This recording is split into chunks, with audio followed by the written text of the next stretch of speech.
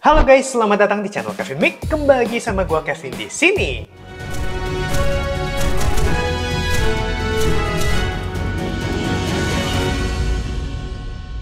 Masih membahas X-Men 97, namun kali ini gua mix dengan Wave X-Men biasa. Why? Pertama, karena secara Wave masih berdekatan, dan kedua, ada hubungan antara dua tokoh di depan kita ini, yaitu Cyclops dan juga Cable.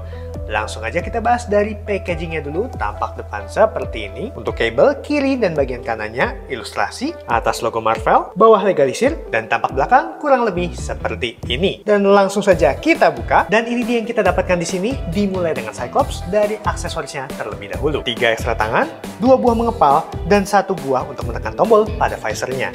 Simple aja seperti gloves pada umumnya dengan warna kuning. 1 efek laser beam, pipih berwarna merah translucent. Di bagian bawahnya terdapat sculpt garis-garis agar terlihat lebih dinamis. Kenapa gue bisa tahu? Bagian lurus ini adalah bagian atas karena pada bentuk bagnya disesuaikan seperti ini. Nanti kita akan cocokkan dengan head sculptnya. 1 ekstra head sculpt dengan lubang pada visornya untuk menancapkan efek laser yang tadi. Secara rambut cukup sesuai dengan animasinya, baik dari segi bentuk maupun warna coklat kemerahannya. Kalau kalian lihat, pada slotnya ini, sebelah sini itu menjoroknya lurus ke belakang, sedangkan yang sebelah sini agak miring. Jadi jelas pemasangannya seperti ini. Kita coba langsung. Nah, kurang lebih seperti ini. Ekspresi merahnya dapat, sculpt dari gigi, mulut, dan kerutan di kedua sisi sangat oke. Anehnya, entah mengapa Hasbro memilih warna gold untuk visornya. Kita akan bahas lebih lanjut nanti. Dan ini dia Scott Summers aka Cyclops. Kita bahas dari head sculptnya dulu. As always, perbedaan terbesar hanya pada ekspresinya. But, gua ngerti kenapa banyak yang mengeluhkan wajah dari Cyclops ini. Jika dibandingkan dengan wajah figur-figur Scott sebelumnya, versi ini lebih ke usia teenager.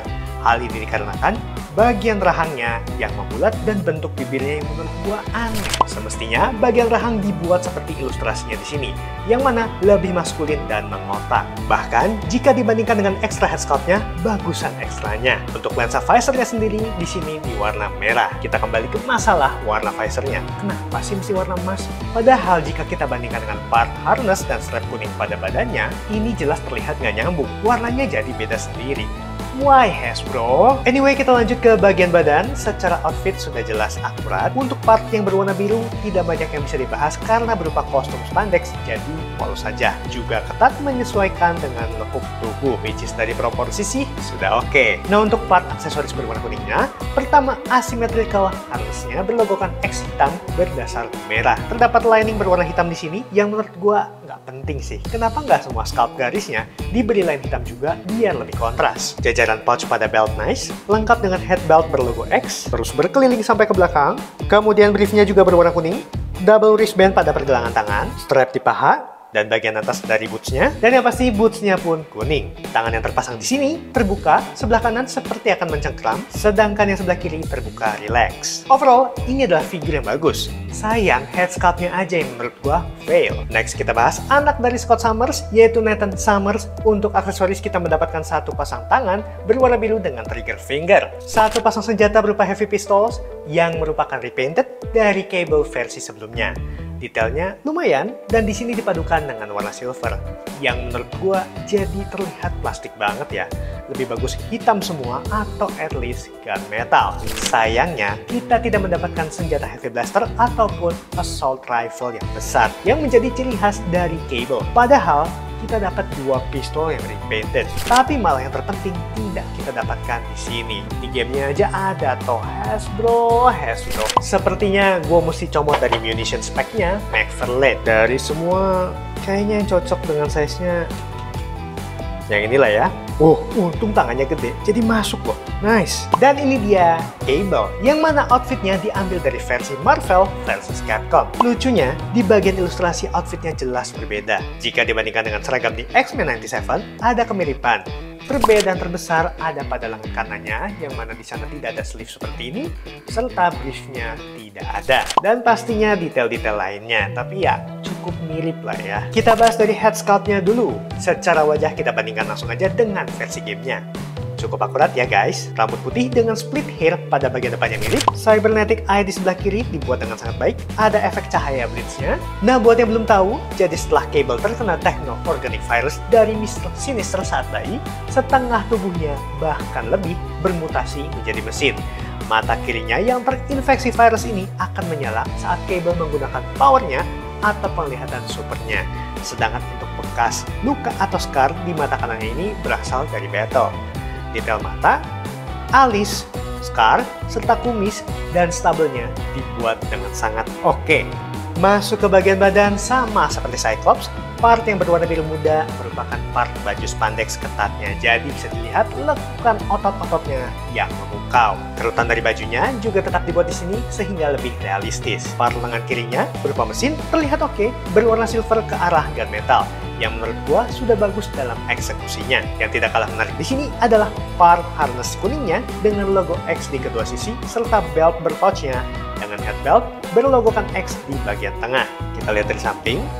Ini pertama kalinya Hasbro mengakali gimana caranya saat figur ini crunch atau kayang, part harness ini tidak nampak terputus, baik depan maupun di belakang. Dari samping memang terlihat agak aneh, tapi dari depan, wow, nice idea Hasbro. Wristband, strap pada paha, ini pun penuh dengan pouch, knee pad, serta bootsnya berwarna kuning juga. Overall, gua suka banget dengan rilisan Cable kali ini. Masuk ke sesi artikulasi, Cyclops, kepala bisa 360 derajat, menunduk, ekstrim banget. Mana gak ada, wow. Sender kanan kiri bisa sedikit, tangan terangkat sejauh ini, tentunya bisa 360 derajat. Butterfly joint, swivel pada bicep, siku ditekuk sejauh ini karena double joint. Part ini gue pikir ada swivel, tapi karena keras, gue nggak berani maksa. Telapak tangan 360 derajat, hinge, swivel pada pinggang.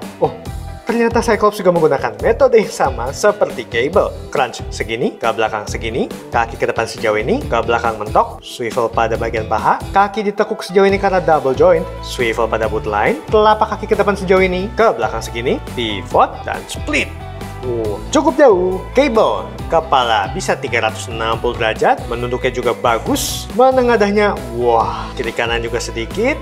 Bapak anak sama ya, tangan terangkat sejauh ini bisa 360 derajat, tapi tidak ada butterfly joint, swivel pada bicep, tangan ditekuk sejauh ini karena double joint, telapak tangan 360 derajat, ada hinge, swivel pada pinggang, crunch sejauh ini, ke belakang sejauh ini, kaki ke depan segini aja, ke belakang mentok, swivel pada boot line, kaki ditekuk sejauh ini karena double joint, swivel pada boot line, telapak kaki ke depan sejauh ini, ke belakang segini, pivot, and split.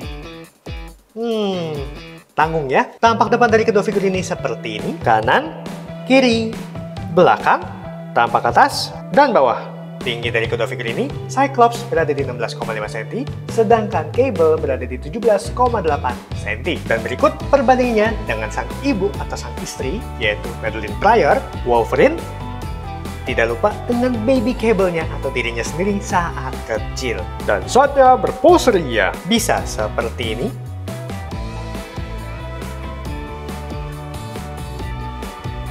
Atau seperti ini.